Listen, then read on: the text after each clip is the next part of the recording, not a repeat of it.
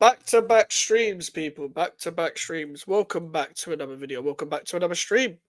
And yeah, obviously, some of you would have literally just joined me from the Leicester Nottingham Forest uh, watch along, people. And yeah, now we're talking about this shit club. Hope West Ham put their heart in this. It's pretty much like part two. I've not done a back to back stream before. So yeah, this should be interesting. And hopefully, I'm not fucking exhausted by the end of this because whatever in it. But yeah, we're going to talk about how shit West Ham is in the El Shitico versus Manchester United match preview. Make sure to like the video and make sure to subscribe if you're new. Try to hit 1K as soon as possible, people. I don't know if we'll go through the press conference. I don't particularly care what this manager says, but I'm going to try and keep this to like 40, 45 minutes because the match previews are probably going to get slightly a bit shorter on stream just because there's not really much to talk about. And I actually don't need these headphones anymore, so I'm still going to on. But just checking and sure that the mic is still, mic's fine. Big up to Penguinino as well. West Ham gonna win. I fucking hope so, but I don't think it's gonna happen. Even us winning delays the inevitable, doesn't it? The last time Lopetegui faced Ten Hag, they lost 1-0 at home to Man United. I'm pretty sure that was the game where Rashford he was late, and then Ten Hag disciplined him by benching him for 45 minutes, and the season he was actually doing well. Then he came on as a sub and he scored. But yeah, this manager's a serial waffler, so we're probably not going to check out his match match press conference, pre-match press conference. We'll probably just do the lineup, predicted lineup, and talk about the game in general. In terms of the actual game itself, we've got a good record against Man United, but records don't matter when it comes to West Ham United. And what I mean by records don't matter, the positive records don't matter. The last time they won was the whole Lingard scenario, where Lingard got the winner against us in the 2-1 win. The 2-1 win for Man United. And that was under David Moyes. That was what's it called? I don't think we had a striker up front because Antonio was banned at the time. But yeah, like that was the last time they won. That was when Mark Noble missed a penalty. De Gea actually saved the penalty, and of course it was against us. Of course. So yeah, is Kudus out? Yes, Kudus is out. Kudus is out for 3 games, so that means he misses the rest of the games for the international break. Fantastic. Misses Manchester United, misses Nottingham Forest, and misses Everton. And we won't see him for another month or two, pretty much. We don't see him until, the end of November? Don't see him in a month. So that's going to be long. But this is the thing, like, he has no excuses because he's got Somerville there. He's got Carlos Soler. He's probably going to start Carlos Soler on the wing. The thing is, even if Kudus was, like, playing, bro, I think Man United still win. I'm only saying this just because Kudus would be playing on the left. And Kudus ain't a left winger. I know he scored against Tottenham, but he's not a left winger. So either way, it's peak for us. Not gonna lie, it's just peak. So I'm gonna have to clear my throat a lot. I don't know what's wrong with me, but I just get tired when talking about this club. The reason why I get tired about it is because I feel like I'm talking about the same issues over and over again and what I want to see. Some of them should have never been dropped in the first place anyway. Like never should have been dropped. Played well against Liverpool and Chelsea. Was probably one of our few bright sparks, but then he got dropped. But that's this manager for you. He just rewards who he wants to reward. He rewards favourites. He rewards people that he's already rated before going into the club. So that's who he's going to start with. So I'm assuming it's going to be a similar lineup to the Tottenham game. It shouldn't be. But when we discuss it, we'll pretty much go through the whole thing. 4-2-3-1, technically, not 4-3-3. Because as much as it should be a 4-3-3, it's not going to be. People like Paquetá need to step up, don't get me wrong. So does Antonio, so does Souček, so does... that's pretty much the main 3 that needs to step up, really. But overall, these players could go through a whole new level under this manager. I mean, not under this manager, but just in general. But just this manager's holding them back. And back in the Irons, we are going to win. I doubt we're going to win anytime. I doubt we're going to win a game anytime soon. I wouldn't be surprised if he didn't win the next 3 games, and I feel like they're going to base it off the next 3 games. I feel like I'm going to have to suffer with Lopetegui for the foreseeable future, in terms of like all the games up until the next international break. So, Man United, Everton at home. Everton at home is not going to be easy. I don't know if anyone thinks that Everton at home is going to be easy. They didn't learn from last year where they beat us 1-0 at our ground under David Moyes, and then after that, I mean, forget Everton at home for just a second. Actually, we've got Nottingham Forest away. We literally just watched the Nottingham Forest game together, where they beat Leicester 3-1. We're probably worse than Leicester right now, and they're going to be at their ground. They've only lost to Fulham, really. They've only lost a couple games, and one of them was Fulham. Fulham are also a good team. I know we drew to them, but I don't know how we drew to them. It's a tough. It like people are going to make excuses like it's a tough running, but they said that at the start of the season as well. This is the problem. Every game is tough. Every game. Every game is tough in the Premier League. So you're gonna have to start winning eventually. The excuse is I don't know how you can carry on making excuses after this. We're nearly in November, people. The season's gone quick. We started in August. I don't understand. Yeah, Forest are top five, and West Ham definitely not going to win against Everton. But yeah, Forest being top five, Nuno's doing a crazy job. Doing a crazy, crazy job. They've recruited really well as well. As much as there's a bit of a madness to the way they recruit with the amount of players they recruit in general, there's kind of a method to their madness in general. But you look on the other side of the opponent that we're facing, and Man United are also just as bad. However, they have players that have been playing in moments anyway. So it kind of doesn't really make a difference. Because if your players are playing in moments, they're kind of used to these situations. So we might see Rashford turn up on one day. Rashford has scored against us a lot in the past. Garnacho's performed against us quite a bit, even though he's dog shit. Bruno Fernandes has never scored against us. But there's always a first time for everything. And that would be the nail in the coffin of how angry I might get is either if Garnacho or Bruno Fernandes score against us, that would really piss me off. And I don't even get pissed off anymore when it comes to this club, unless it's about the gaslighting to do with what the fans say. Can you beat United? No. No, we can't. Not under this manager. I know people will be like, Ten Hag's also terrible, but we're so more, so much more. We're just worse. We're just worse. I don't know why you keep saying us. I don't know why you started saying us in the chat, but I know you're a troll already because you're literally called Foot Judge Mo's hair gel. But listen, people, like it's not even about whether the players can turn up because the players don't even look like they want to play for the manager anyway. So why is the manager still here? Once you lose the dressing room, you need to leave. You need to leave once you lose the dressing room. Because how can you carry on? How can you carry on? How are you going to be able to motivate the players next? It feels like he's lost the players quick. But it's also his fault. It's his fault because of that. It's him making stupid man management decisions. And when you feel like there's clashes already coming out in the media, in the news outlets about the manager clashing with the players very early on, there's no smoke without fire. There's no smoke without fire, especially with his job at risk, with other managers being linked to West Ham as well. I'm not looking forward to this. And even if we win, it delays the inevitable.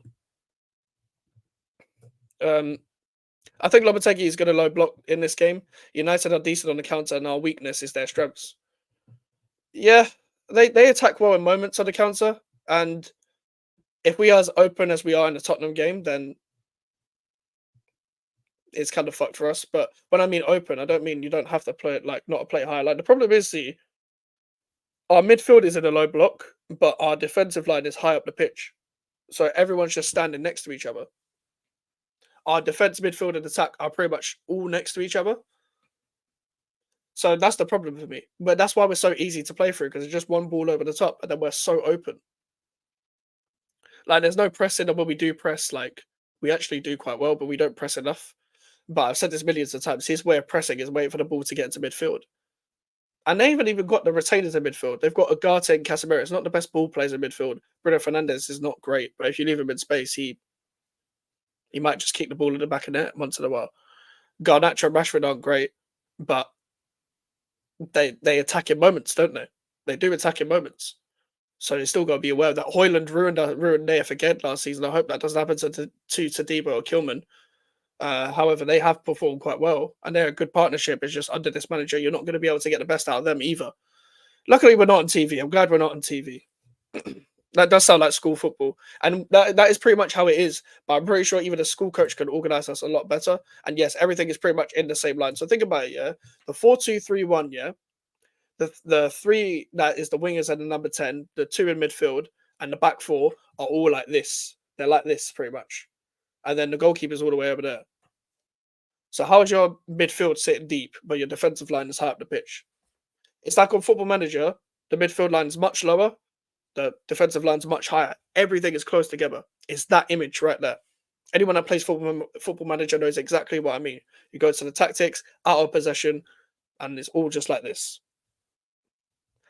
And it's not even like it's compact. It's not even like it's stable because we actually defended quite well in the first 3 games. It's just the reason why we conceded the goals we did was of individual mistakes. Individual mistakes. So I was like, okay, we're actually defending better, even though we conceded goals, more organized. If we approach that the same way against other teams, we'll be fine. We didn't. We didn't. The problem is the players don't know what they need to do because we don't know what they're trying to do. But let's get into the lineup. Let's get into the lineup. And when I mean lineup, I mean the lineup that Lopetegui is going to line up with. So let's get into it, people. Lopetegui is probably going to line up with Areola in goal. Right back, it has to be Aaron Wan-Bissaka. If it isn't Tadibo and Kilman, then we riot. So, Tadibo, Max Kilman, and Emerson at left back. Kind of all just speaks for itself, really. Midfield is where I don't know if he's actually going to be ruthless and actually change it up a bit for one game or if he's going to play the same midfield that played last time. I'm going to guess, this is me guessing, he's going to play Guido Rodriguez, who's probably one of the few players out of the Tottenham game that could come up with any bit of credibility. I actually think Souček will be dropped this game, but it'll be for Alvarez because in his head, he thinks he needs to play 2 DMs because it's a big game. And Man United are a big team and a hard team to beat, etc. He's going to think that in his head. Now, obviously, Kudus is out, so he has to start Somerville. I'm very unsure whether he will actually start, but I'm going to give him the benefit of the doubt and say that Somerville does start on the left. I'll give him the benefit of the doubt and predict that. Paquetá is one of his favourites, so he'll start Paquetá, even though we don't really have much choice with Kudus out. Jared Bowen on the right, and Antonio up front. I'll be surprised if it isn't like this team here. Fucking hell, I can't type. But yeah, that's gonna be the team. I'm pretty sure it's gonna be the team. Big up Musty, bro. Have a nice day, bro. Have a nice night, I should say. Yeah, but as Musty says here, make sure to like and subscribe. That's gonna be their team. I mean, that's gonna be our team. This team doesn't win. This team doesn't win the game. This team is don't get me wrong, if we actually play football, this team would be decent in possession. It's a similar lineup to where we played against Man City, but instead of Sadiba and Somerville, it was Kudus and Mavropanos. That was one of the few games where we actually played well, played through the lines, etc., attacked the team. But the problem is, just in general, we attack in moments. But my big criticism before the first international break was: is the midfield even distributing the ball to the wingers enough, and are we setting up to do that? No. Now we saw throughout the goal for our goal against Tottenham, Aaron Wan-Bissaka was on the touchline, Bowen was in the pockets. Bowen was in the pockets attacking them 1v1, which is where he should be. But for some reason, after the goal went in, we saw it the other way around again, where Wan-Bissaka is inverted and Bowen is on the touchline. Something that should never happen. Something that I've been complaining about for the past 2 months.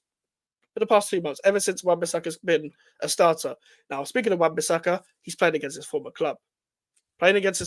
So you'd like to think that he'd be turned up for this game. And the thing is, he hasn't really put a foot wrong all season. And it'd be very harsh to really criticize him for many of the things that have gone on this season. He's been a severe upgrade on what we have already. But he's going to turn up against Garnacho, I assume, who's going to play on the left. Because he's not going to play Amad Diallo. He'll play Rashford on the right and Garnacho on the left hand hug.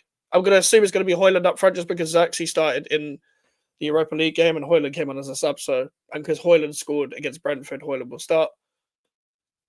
Will it be Agate, Casemiro, and Bruno Fernandes in midfield for them? Back four will be Mazzarari, Delict, Martinez, Dallo, and then Onana in goal. I'm going to assume that'll be their team. And that team is shit. And their manager's shit. But our manager's shit. So it doesn't matter. Onana's going to be in the 10. I feel like Bowen will bully Martinez with Antonio. I think they should. If we can drag Martinez out to the channels and just take him on 1v1 and try and bully him from there, I think that's the way you get a Martinez. It's not even necessarily in the air, funny enough, even though he's small. It's the fact he's not an athlete. And even though Antonio isn't necessarily an athlete anymore, he's way more athletic than Martinez is. He can bully Martinez if he gets the ball. And Aaron Wan-Bissaka will lock down the right side for sure. I believe so. I believe so. Garnacho will try and go around the outside. That's the only way you can really get past Wan-Bissaka is try and go past the outside and get across. And if you actually try and take him on, he's getting the ball. He proved that against Tottenham as well. Even though Wan-Bissaka was on a side that got beat 4-1, he was one of the few players that did well. The manager has to go. The manager has to go. Nothing's going to be solved, and there's no point me getting my hopes up in a single game. The problem is, if he wins the game, he's delayed his job for another month. Even if he loses against Nottingham Forest and Everton, he will have delayed his job for another month. I don't want us to lose, but it kind of just delays the inevitable. Even if we do win, so we're kind of just about getting over the line, and then we're still going to finish like 15th and 14th if he keeps doing that. If it comes to a point where we keep losing games in a row, then Lopetegui wins the odd game. He keeps his job for another month. If that is a continuous pattern throughout the whole time, Lopetegui will keep his job for the whole season, and we finish like 13th to 15th. Not in a relegation battle, but you're there because you're just distinctly average because of the manager's tactics.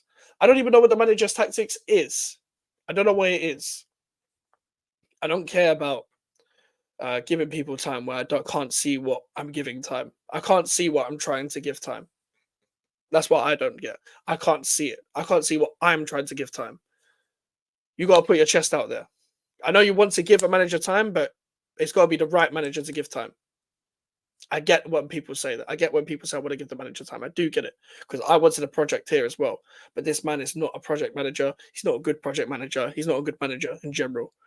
Ariola has to be good as well. Unlike the last game. Yeah, Ariola needs to step the fuck up, unlike last game. I don't want to see any of this bollocks with his distribution because I've seen his distribution be good before, but for some reason it's taken a crazy fall off, especially in the last couple months. People are saying start Fabianski because of that, but Fabianski is even worse. He's even worse when it comes to distribution. So yeah, is what it is what it is. But going into this game in general, I'm not really feeling good about it. I'm not really feeling good about it. I'm just kind of here for vibes now. I'm at the point where I don't care anymore. I legit don't care anymore. But we will go through the press conference. Let's just go through the press conference. Fuck it. We'll see what the manager has to say. Reject. Where's the press conference? Because I know he did one today because the game's on Sunday. All right, as it happened, unfortunately. Okay. Do you think this would be one of Paqueta's better games? It can't really get any worse, to be fair. So I'd say yes. Hopefully, he should do well against the midfield he's coming up against. Put it this way: this is going to be a game where both teams are going to be trying to be solid in midfield, and there's going to be barely any goals. That's why I said 1-1 because they're going to play Ugarte and Casemiro 2 DMs. Nothing really progressive from there. We're going to probably play either Rodriguez and Alvarez or Rodriguez and Souček, and that's 2 DMs, 2 ball winners. So it's bollocks really. Head coach is here. Is the head coach feeling pressure? When you become a coach, you live with pressure always. It's that kind of life. About us, we didn't have the best start we wanted to have, but we are sure we are taking steps to arrive at the end of the season in the position we want to be. I don't know where he's got that from. I don't know how he's thinking that we are taking the right steps in the position we want to be at the end of the season. If 15th is where you want to be at the end of the season, then cool. You're doing a fantastic job at finishing 15th. You're doing a fantastic job at finishing low in the table. But where the fuck has he got that from? Where the fuck has he got that from? What on earth is he talking about? Taking the right steps? Are you taking a fucking piss? Oh, man said taking the steps to arrive at the end of the season in the position we want to be. So you want to be in this position, dude? Like, I don't get it. Like, because how are you taking the right steps? You just lost 4-1 to Tottenham, you mong. Does Julian empathize with Ten Hag? I think all the coaches are under pressure, sometimes more, sometimes less, depending on the last matches. I'm not going to talk about another coach or another club. We are going to play against a big club, and we have to be ready to face them, to play well, and to work hard to beat them. Yeah, that just tells me what I need to know about the conservative mindset that's going to happen in this game. What does Julian think of Manchester United style? For me, it's very clear that they have one way to play: to attack, to defend. What? So like every team. Dude, does the Premier League Jose Mourinho back? I have nothing to talk about him. I'm the coach. What a fucking stupid question. Someone actually went in to the press conference and was like, "Oh, Lopetegui, do you think the Premier League needs Mourinho back?" Like, who gives a fuck, bro? Would it be harsh if Kudus gets an additional ban? Let's see what's going to happen. I don't want to talk about this because the more important thing is to focus on the players who will play in this place. We have to catch this moment, opportunity for the team and for all the players.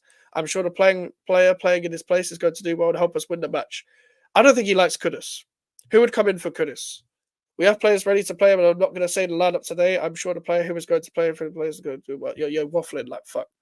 Why has the team been inconsistent? We are playing against different teams, and each match has had key moments. What a load of shit. What a load of shit.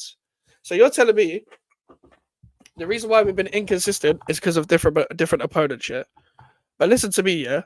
That tells you the mindset that all you need to know about this manager in the first place. Because that means this man is changing his game plan every game, like we've seen it. He's changed his approach every game, especially with the opponent. So you're telling me the reason why we've been inconsistent is because we're playing different opponents every week. Isn't everyone playing against different opponents every week? You fucking psychopath. We have to try to have more consistency and play better. No fucking shit. I can imagine how this team can develop and what it can do, and we are going to work to make this real as soon as possible. You better make it work. You better make it work. Otherwise, you don't have a job. Otherwise, you don't have a job. I'm being serious. I'm being serious. You won't have a job. Like, I don't get it. I don't get it. Like, if you want to make it to actually work, like, let the players play with freedom. How come you dropped Tadibo, bro? How come you dropped Tadibo? Because I don't think Tadibos deserve to get dropped.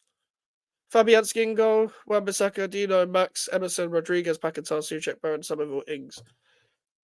I probably wouldn't play Souček either, to be honest. But if people want my lineup, like the lineup I'd go with, Areola, Wan-Bissaka, Tadibo, Kilman, Emerson, Alvarez. Actually, no, I'd keep Rodriguez for this game. Rodriguez, I'd play Alvarez in the future, but Rodriguez played well last game. I can't drop him. Rodriguez, Soler, Paquetá, Somerville, Antonio, Bowen, and then just bring Ings off the bench if you need him. The thing is, if you haven't got full crook there, you need to use all your substitutions. And what I don't get about Danny Ings as well, he's another one that's kind of a victim here. Because as much as he's not the answer to West Ham at all, if Danny Ings came on against Fulham and did his thing, came on as a substitution to score, and he hasn't been subbed on since. He didn't even get subbed on against Chelsea. I don't think he's been subbed on apart from he's played against Liverpool in the cup, and that's it. He was the one who got you that draw to save your ass. He saved your ass. And he hasn't been played since. Just like Somerville, just like Soler, who, don't get me wrong, hasn't really had a chance to even make a cameo. He hasn't.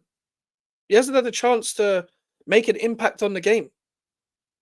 He hasn't. But also, like Tadibo took this long to come in and play. And you didn't get his fitness up in the international breaks that he had because he ain't getting called up to France. What has been the cause of the defensive frailties? I can answer that. The manager. Always the defensive work is the work of the whole team. Sometimes in your defensive work you can do better, but it is for the whole team. So the whole team's been shit when we've defended shock. I wonder whose fault that is. We have talked about this to be more consistent and to be more aggressive in our box. Why not be aggressive with the fucking press so the ball doesn't get to where it is in the first place? I'm sure we are going to find this level. No, we won't.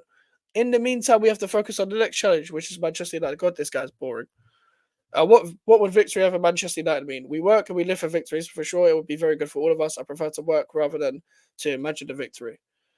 Basically, he just says we have to work hard. Like that is all. Like he's literally just repeating himself. And don't get me wrong, the questions are fucking stupid, but he is just saying, "Nah, Dino's ain't better than Tadibo, bro.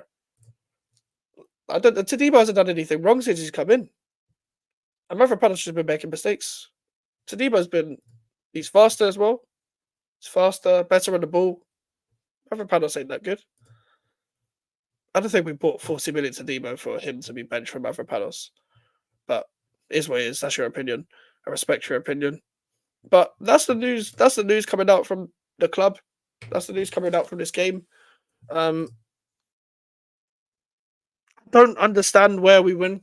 I don't understand how we could win this game unless they make a mistake. The only thing with Man United is you can rely on them to make a mistake. Kobe Mainoo's out for this game. Harry Maguire's out there for this game. Um, Anthony's out for this game. He got injured in the Fenerbahce game. Luke Shaw's obviously out. He's too busy eating burgers. Um, who else? I can't remember.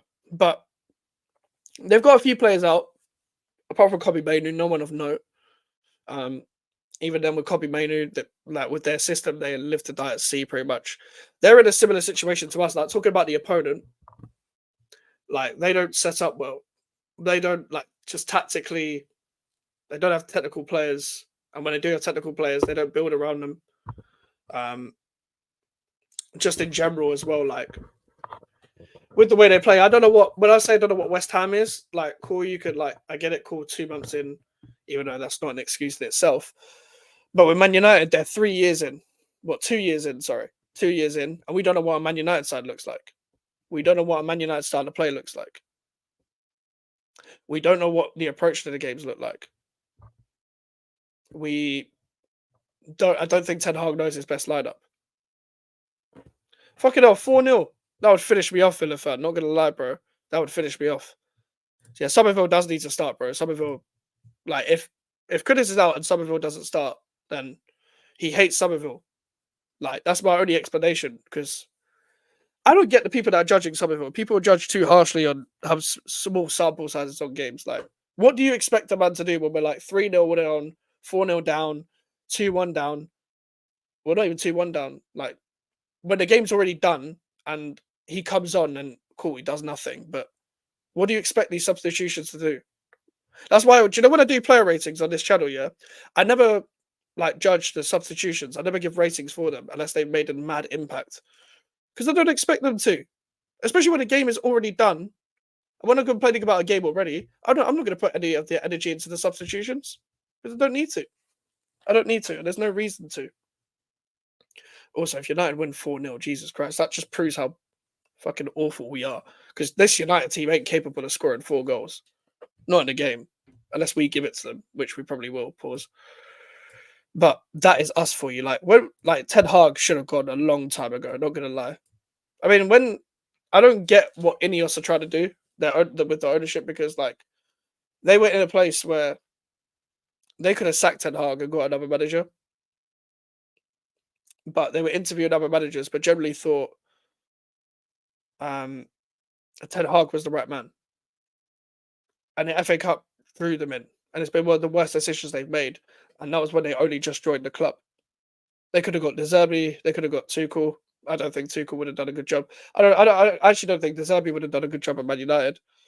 Because his style of play is too specific and they don't have the players for that. If De Zerbi had this fucking squad, oh god, they couldn't contain playing De Zerbi ball. Rashford, Bruno, and Garnacho trying to play De Zerbi football. Hoyland trying to play De Zerbi football. Jesus Christ!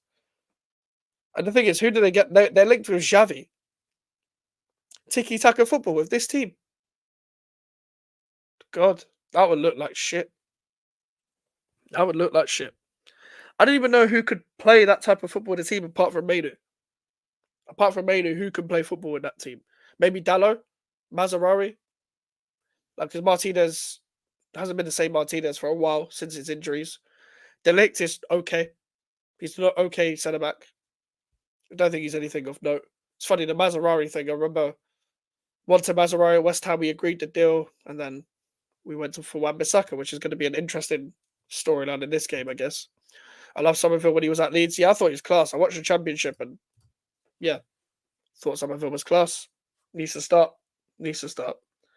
But I've been saying everyone knows the lineup that I wanted. Packets are deeper. Kudus in the 10. Bowen on the right.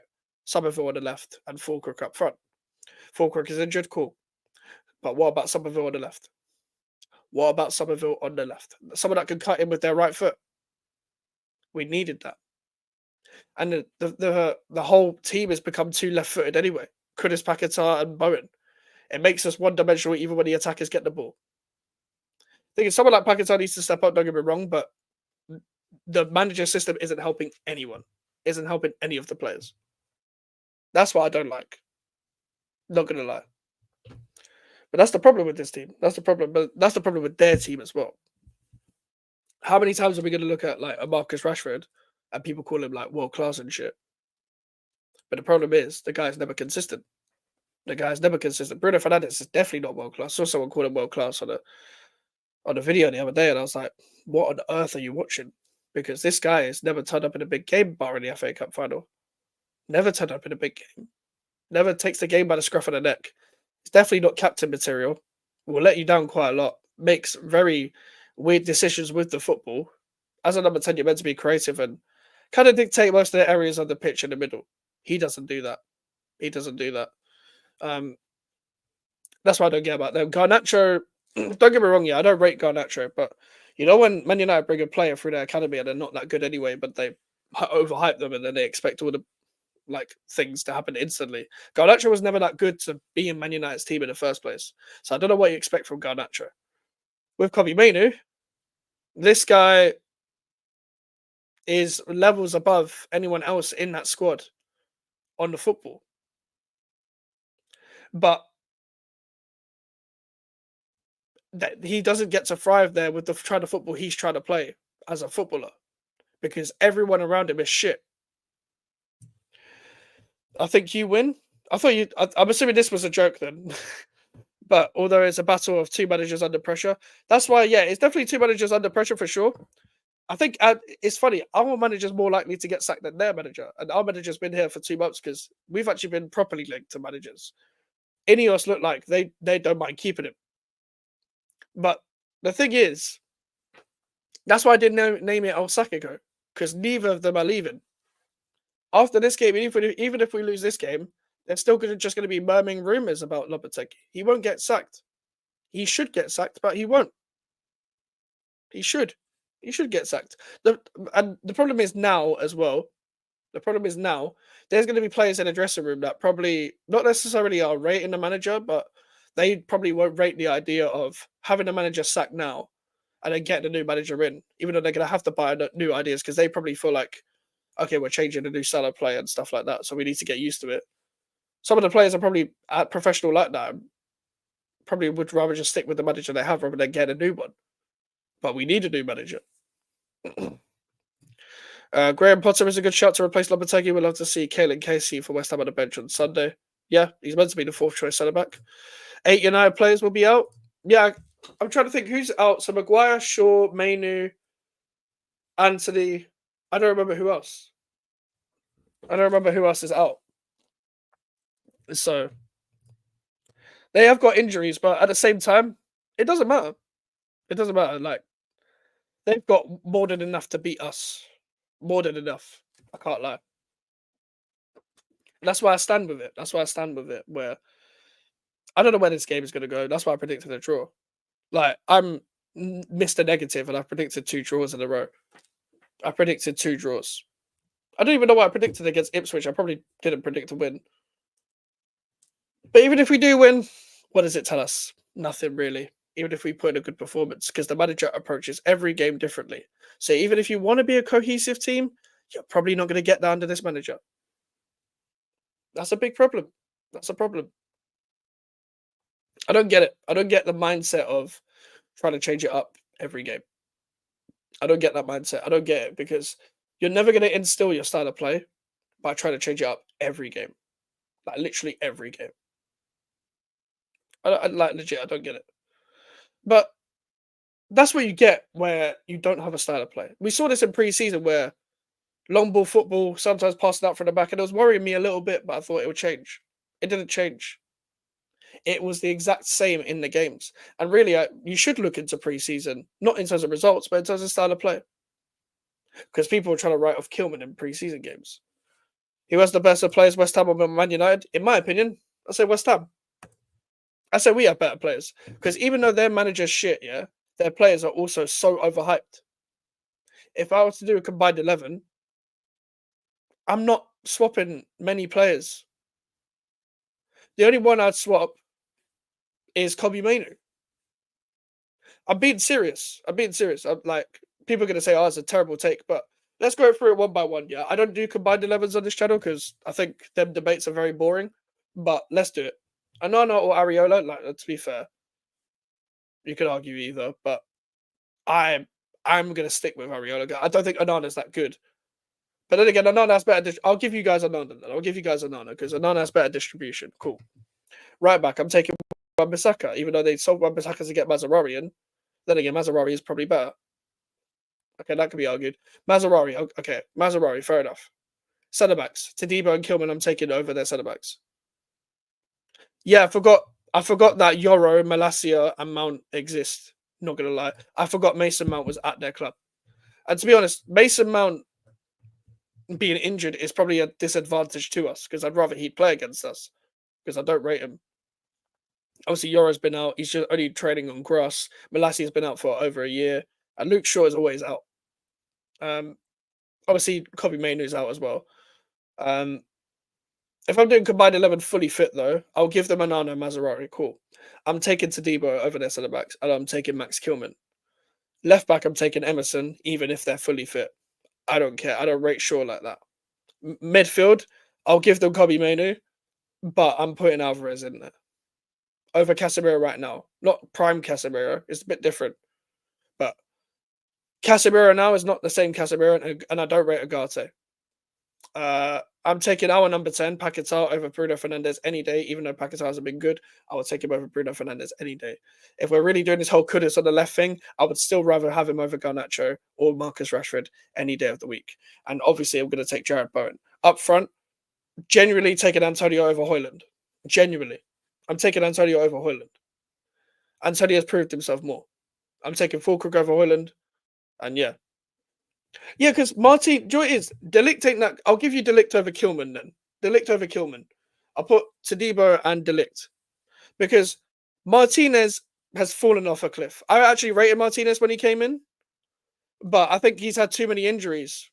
He's too many injuries where he can't play his game anymore. Where he's got to be ultra aggressive. I'll give you Delict. Like Delict, Mazarari, Anana, and Mainu. Those are the four. But I'll take the rest over. And the thing is, they've assembled that squad. They've spent more money than us. Not this summer, but overall. Obviously. But that's the thing. I don't think their players are that good, bro. I think their players are heavily overhyped. I just think this manager, like another manager, could get more out of these players, yes. But if they really want to get to the top, like back to the top, back where they should be, Ahmad on the right wing. I hear you, but Bowen has proven way more in the Premier League. Ahmad's definitely a better footballer, but Bowen's proven way more. Like don't get me wrong, Ahmad in a couple of years, if he actually, not gonna lie, he probably needs to leave. He probably needs to leave to actually thrive somewhere because he's the treatment of Ahmad Diallo. What's it called? That's been horrible in my opinion. I think he's your best winger. I think a tie would show a side of life for West Ham and another state in Man United, win at all costs. Yeah, I agree with you, Jojo. Big up to yourself as always. Like the thing is, a draw, like fans will gloss over that. They won't gloss over that at Man United because they'll be like, "This is one too many draws." With West Ham, they'll take something. They'll say, "Oh, it's against Man United," even though it's one of the worst Man United sides in years. They can say the same about us, but we've had worse West Ham sides. Like the thing is, we've only won 2 games, so anything less than a win in any game coming up, anyway, I'm not gonna hold back. I don't care about a draw. I don't care about performing well to then draw a game as well. Like, oh wow, we performed well, then we drew. I can take that at the start of the season. Like at Man City, we performed well, we lost, and I was thinking we could take positives against lower league clubs, like clubs lower in the Premier League, but we didn't do that. We didn't capitalize. West Ham 2, Man United 1. Okay, that's the prediction. Carl says 3-1. I'm going 1-1. I'm going 1-1. If I'm being honest, what score do I want it to be? Literally anyone that's a win.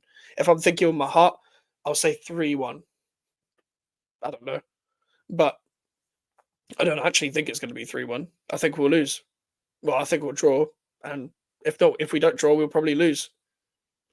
But regardless, we're gonna have the match reaction on Sunday, people. On Sunday at either 8 or 10. You'll see it on the channel. But I'm gonna end it there, people. I'm gonna end it there. I'm gonna end it there. I have been double streaming, so keep the match reactions a bit less than usual. But listen, make sure to like the video, people. Make sure to subscribe if you're new. Social medias are in the description if you want to follow me, and the email for the inquiries. We're on the road to 1K subscribers. I'll see you guys later.